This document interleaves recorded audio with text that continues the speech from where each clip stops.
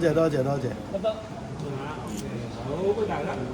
Peace 哥，多謝晒張志成嘅季初喺谷草贏，然之後都花咗一段時間再重入翻勝盤喎。係啊，都嘥咗少少時間。咁其實都知道隻馬係可能要長啲啦。咁你上次都跑得好啊，係啊，上次都跑得好。同埋今場都跟阿馬跑，全程阿奧爾文嚟都跟住隻大熱門跑。係啊，跟住佢嗱咁，其實去到落頭先見馬主，即係今日個場地嗰個部署都要，我諗等騎師今日都做得好好啦。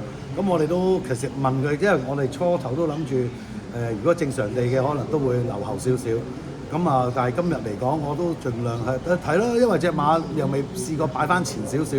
咁今日有啲運嘅就係佢跟翻住3碟都有馬跟住，咁啊跟住隻大熱門係咪大熱門嗰隻？係啦，咁有 cover 咯，咁直路都保持係啦。咪呢隻馬沙田都贏埋嘅，部署上都係彈性，因為佢兩個場地兩個馬場都得嘅喎。我覺得佢其實咁講啦，沙田都會好啲，因為其實佢都係會長少少嘅馬。咁你睇翻佢上次我哋都 step up 嗰個路程，佢都跑得好。咁我諗兩邊都可以，即係起碼佢兩邊都知道佢兩邊都 handle 先啦，係啦。因為佢隻馬又唔係大隻，咁佢跑馬地又 OK 咁。再一次多謝 Peace 哥，多謝晒，thank you。